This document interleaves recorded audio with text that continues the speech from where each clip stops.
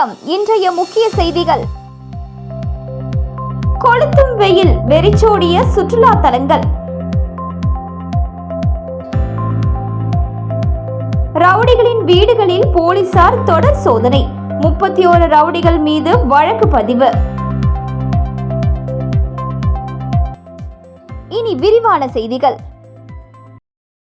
புதுச்சேரி கடற்கரையில் உள்ள பிளாஸ்டிக் குப்பைகளை 100க்கும் மேற்பட்ட கல்லூரி மாணவர்கள் மற்றும் தன்னார்வலர்கள் அகற்றி பொதுமக்களிடையே விழிப்புணர்வை ஏற்படுத்தினர். புதுச்சேரி கடற்கரைக்கு வரும் சுற்றுலா பயணிகள் உணவு பொட்டலங்கள் உள்ளிட்ட பிளாஸ்டிக் கழிவுகளை கரையோரம் வீசுகின்றனர். பின்னர் இந்த பிளாஸ்டிக் குப்பைகள் கடலில் கலந்து கடல் மாசுபடுகிறது. இந்த நிலையில் கடற்கரையோரம் உள்ள பிளாஸ்டிக் கழிவுகளை 100க்கும் மேற்பட்ட கல்லூரி மாணவர்கள் மற்றும் தன்னார்வலர்கள் இணைந்து தூய்மைப்படுத்தும் பணியில் ஈடுபட்டனர். கடற்கரையோரத்தில் சுமார் 5 கிலோமீட்டர் தூரத்திற்கு இந்த தூய்மை பணியை மேற்கொண்ட கல்லூரி மாணவர்கள் பொதுமக்களிடையே பிளாஸ்டிக் குறித்த விழிப்புணர்வையும் ஏற்படுத்தினர்.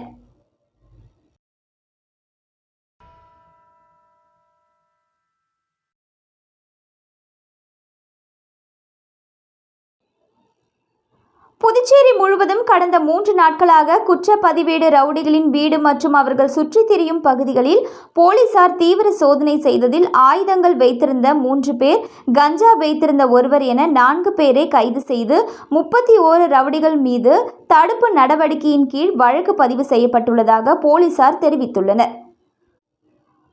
புதுச்சேரியில் கடந்த செவ்வாய்க்கிழமை அன்று மதுபான விடுதியில் ஒருவரும், கோவில் திருவிழா நடக்கும் போது ஒருவர் என ஒரே நாளில் 2 கொலை செய்யப்பட்ட சம்பவம் பொதுமக்களிடையே பெரும் அச்சத்தை ஏற்படுத்தியது. இதனால் காவல் தலைமையகத்தில் டிஜிபி ஸ்ரீனிவாஸ் தலைமையில் அவசர ஆலோசனை கூட்டம் நடைபெற்றது. இதில் முதுநிலை காவல் கண்காணிப்பாளர்கள் மற்றும் போலீசார் கலந்து கொண்டனர். அப்போது சட்ட ஒழுங்கை பாதுகாக்கும் விதமாக உடனடியாக குற்றப்பதிவேடு ரவுடிகளின் வீடுகளில் சோதனை செய்யவும், அதேபோல் கஞ்சா நடமாட்டத்தை தீவிரமாக கண்காணித்து உரிய நடவடிக்கை எடுக்க டிஜிபி உத்தரவிட்டார். அதன்படி கடந்த 3 நாட்களாக புதுச்சேரி முழுவதும் உள்ள குற்றப்பதிவேடு ரவுடிகளின் வீடுகள் மற்றும் அவர்கள் சுற்றித் திரியும் இடங்கள், அதேபோன்று கஞ்சா மற்றும் போதைப் பொருட்கள் நடமாட்டம் உள்ளதாக சந்தேகப்படும் இடங்களில் போலீசார் அதிரடி சோதனையில் ஈடுபட்டனர். இந்த சோதனையின் போது வீட்டில் ஆயுதங்கள் பதுக்கி வைத்திருந்ததாக வில்லியனூரை சேர்ந்த ரவுடி மருமணி என்கிற மணிகண்டன், சாரம் பகுதியை சேர்ந்த ரவுடிகளான யோகேஸ்வரன், வேலாயுதம் ஆகிய 3 பேர் மற்றும் வீட்டில் விற்பனைக்காக கஞ்சா வைத்திருந்த வில்லியனூர் கணுவாய்பேட்டையை சேர்ந்த விண்ணரசன் என்கிற தினேஷ் ஆகிய 4 பேரை போலீசார் கைது செய்து சிறையில் அடைத்தனர். மேலும் இச்சோதனையில் சந்தேகப்படும்படியாக இருந்த 39 ரவுடிகளிடம் விசாரணை மேற்கொள்ளப்பட்டதாகவும் 31 ரவுடிகள் மீது தடுப்பு நடவடிக்கையின் கீழ் வழக்கு பதிவு செய்யப்பட்டுள்ளதாகவும் போலீசார் தெரிவித்துள்ளனர்.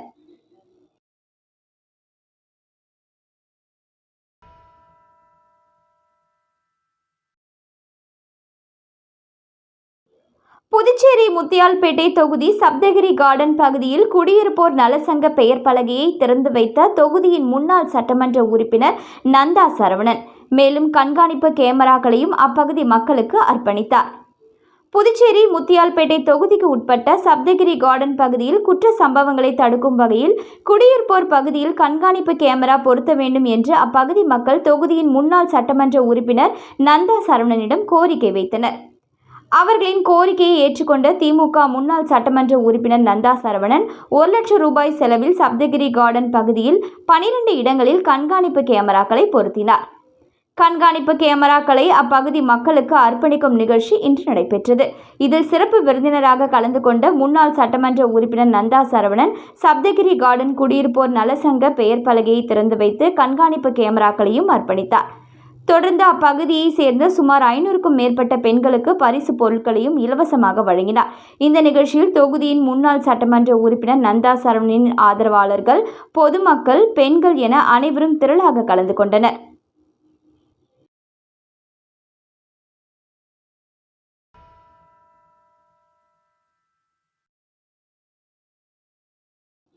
மக்களவைத் தேர்தலில் போட்டியிட்ட சுயேட்சை வேட்பாளர் மாஸ்கோ RLV ஜனநாயக பேரவையில் இணைந்தார்.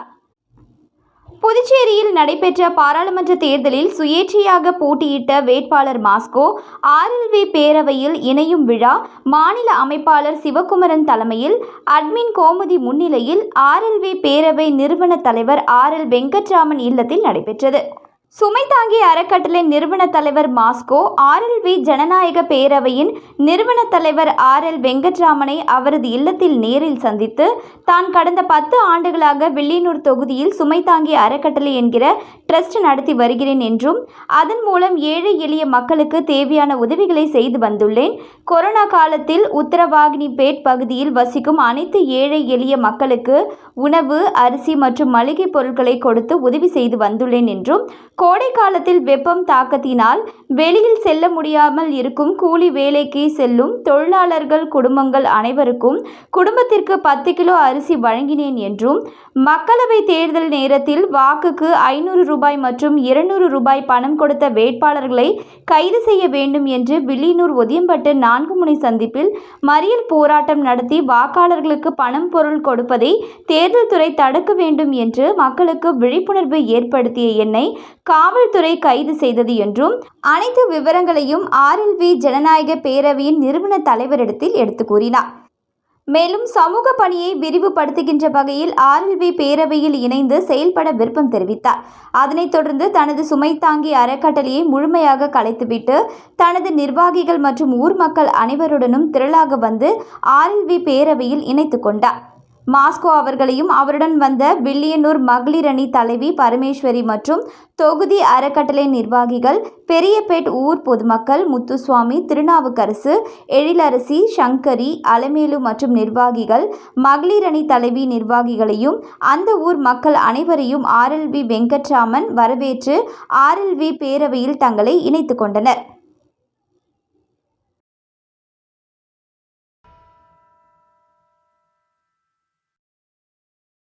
புதுச்சேரி நகர பகுதியில் சுமார் 1 மணி நேரத்திற்கும் மேலாக போக்குவரத்து ஸ்தம்பித்ததால் பொதுமக்கள் மற்றும் சுற்றுலா பயணிகள் கடும் அவதி அடைந்தனர். புதுச்சேரியில் வெயில் வாட்டி வதைக்கிறது. இதன் காரணமாக பொதுமக்கள் பகல் நேரங்கள் வீட்டை விட்டு வெளியே வராமல் முடங்கியுள்ளனர். இதேபோல் வார இறுதி நாட்களில் புதுச்சேரிக்கு சுற்றுலா வந்த சுற்றுலா பயணிகளும் அறைகளில் முடங்கினர். இந்த நிலையில் வெயில் தாழ்ந்ததால் மாலை பொதுமக்கள் மற்றும் சுற்றுலா பயணிகள் கடற்கரை, பாரதி பூங்கா மற்றும் கடை வீதிகளுக்கு செல்ல ஒரே நேரத்தில் வந்ததால் பேருந்து நிலையம் அருகே உள்ள வெங்கட சுப்பரெட்டியார் சதுக்கம், அண்ணா சதுக்கம், நெல்லித்தோப்பு சதுக்கம் ஆகிய பகுதிகளில் சுமார் 1 மணி நேரத்திற்கு மேலாக கடுமையான போக்குவரத்து நெரிசல் ஏற்பட்டது. இதனால் வாகன ஓட்டிகள் கடும் அவதி அடைந்தனர். தொடர்ந்து போக்குவரத்து போலீசார் சீர் செய்ததை தொடர்ந்து வாகனங்கள் ஊர்ந்து சென்றன.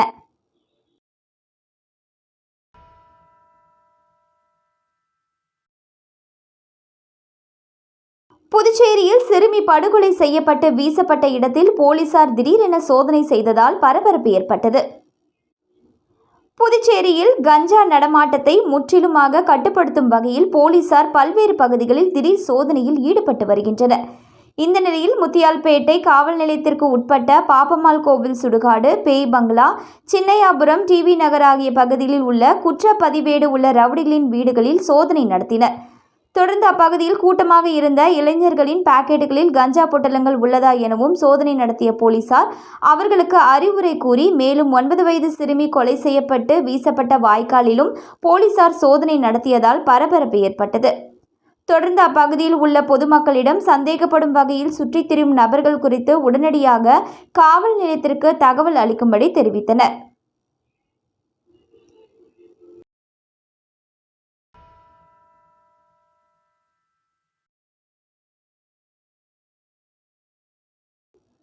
Rotary club of Pondicherry Marina சார்பில் மகளிர் தினத்தை ஒட்டி பல்வேறு விளையாட்டில் சாதனை படைத்து வரும் வீராங்கனைகளின் பெற்றோர்களை பாராட்டி கௌரவிக்கப்பட்டனர்.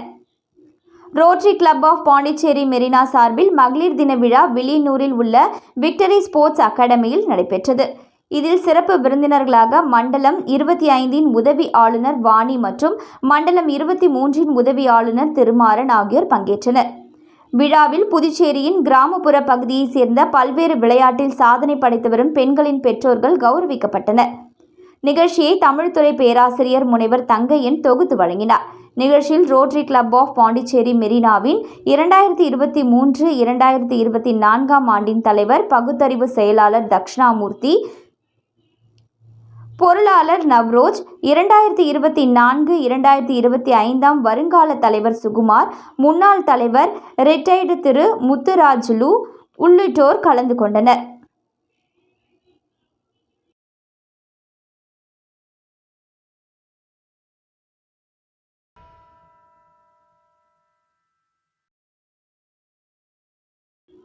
புதுச்சேரி பாரதி பூங்கா நுழைவாயிலில் பொதுமக்கள் மற்றும் சுற்றுலா பயணிகளிடம் உணவு சார்ந்த பொருட்களை நகராட்சி ஊழியர்கள் சோதனை செய்து அனுமதிப்பது அதிருப்தியை ஏற்படுத்தியுள்ளது. சுற்றுலா நகரமான புதுச்சேரிக்கு ஏராளமான சுற்றுலா பயணிகள் வருகை புரிவது வழக்கம். அதிலும் வார இறுதி நாட்களில் பொதுமக்கள் மற்றும் சுற்றுலா பயணிகள் கடற்கரை அருகே பாரதி பூங்காவில் உள்ள மரங்களின் நிழலில் பொழுதை கழிப்பது வழக்கம். இதனிடையே நகராட்சி கட்டுப்பாட்டில் உள்ள பாரதி பூங்காவில் உணவு சாப்பிடுவதற்கும் எடுத்து செல்லவும் திடீரென தடை விதித்துள்ளது. மேலும் பூங்காவின் நுழைவாயிலில் நகராட்சி ஊழியர் உணவுப் பொருள் உள்ளதா என சோதனை செய்த பின்னரே உள்ளே அனுமதிக்கின்றனர். இதனால் பொதுமக்கள் மற்றும் சுற்றுலா பயணிகள் அதிருப்தி அடைந்து வருகின்றனர்.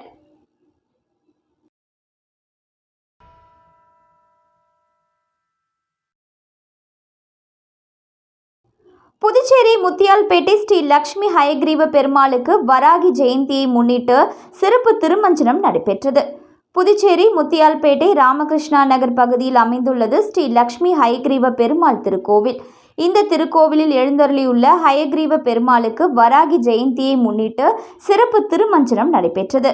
இதில் பால், தயிர், சந்தனம், இளநீர், பழ வகைகள் உள்ளிட்ட வாசனை திரவியங்களை கொண்டு திருமஞ்சனம் செய்யப்பட்டு மலர்களால் அலங்கரிக்கப்பட்ட ஹயக்ரீவ பெருமாளுக்கு சிறப்பு தீபாராதனை காட்டப்பட்டது.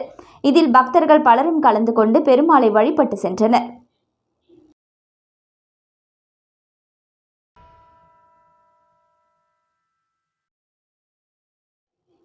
புதுச்சேரியில் வெயிலின் தாக்கம் காரணமாக சுற்றுலா பயணிகள் இன்றி கடற்கரை சாலை உள்ளிட்ட சுற்றுலா தலங்கள் வெறிச்சோடி காணப்படுகிறது.